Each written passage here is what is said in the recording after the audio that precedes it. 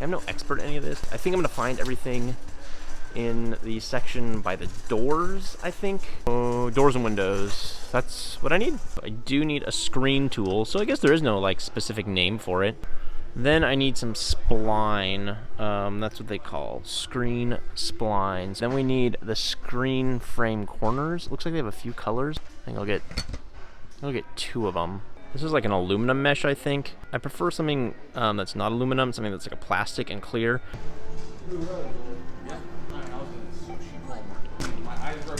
$37. The mesh screen, the mesh tool, 2 packs of corner frames, spline, and the frame.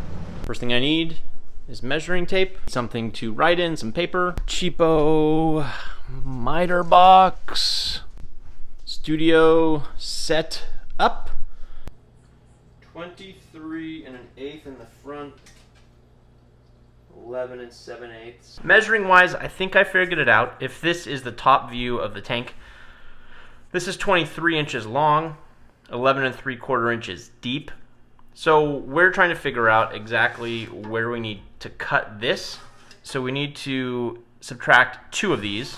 So you can see that it's a little bit less, but we're just gonna call it 3/4 inch. Equals 3/4, but times 2. It's a -1.5. SoCal Coral Aquarium, SoCal Reef, I'll take him. He's gonna be making some custom stuff for me, which is awesome.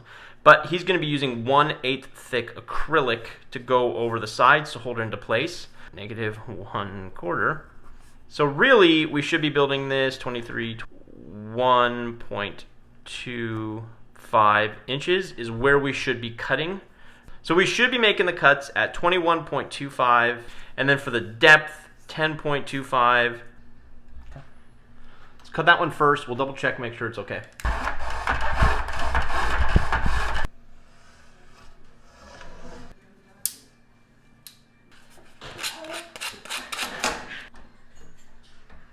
Well, let's see if it works, huh?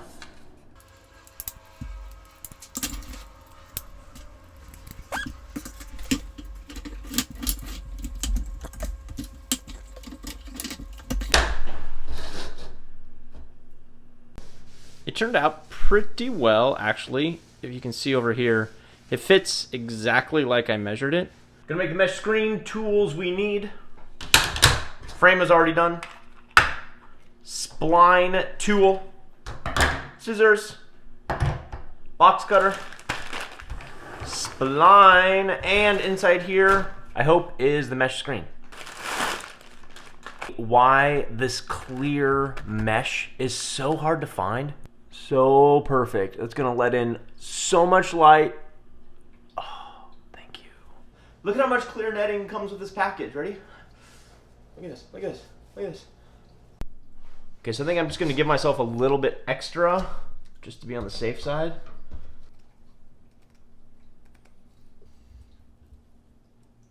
Okay, I haven't done this for a while, so I don't think it's gonna be too hard. I think it's easier with 2 people, but this is such a small mesh screen that I can do it myself. I have way too much spline, as you can see. It goes to there.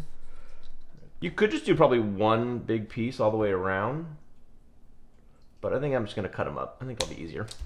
I'm just gonna line up the mesh so I know that it's straight. I'm gonna try to pull this one tight first as I put it in. Okay. I'm just gonna push it in by hand first. So I'm just pulling this, tugging to stretch it out, and I'm following this row to make sure it goes in straight. Not that it really matters if it goes in straight, but if you're like me and kind of anal about certain things, you're gonna want to look at your mesh screen and just know that it's at a 90-degree angle, you know?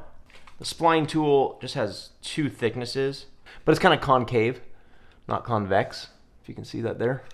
That's the one I think I'm gonna use.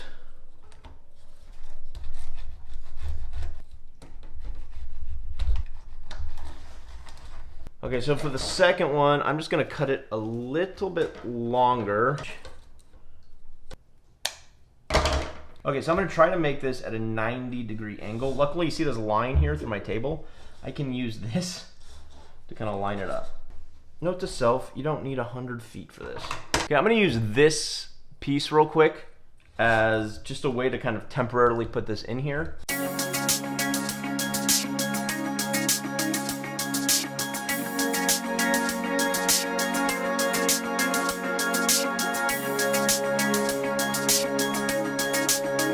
A couple things I learned from doing this: don't go too tight. So if you go too tight, the spline will come out.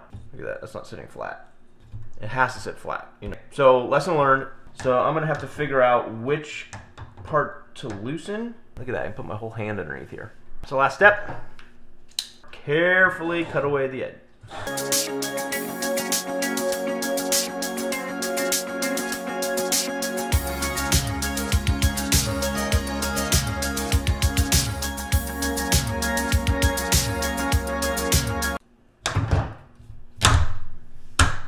Done. See if it works. I don't think any fish can get out of here. Let's take a peek. It's pretty narrow. Look at that. No space. I mean, it would have to be a miraculous escape attempt. Yeah, that's good. Maybe something fancy, you know, but for a DIY mesh screen, yeah, I'm pretty happy with it.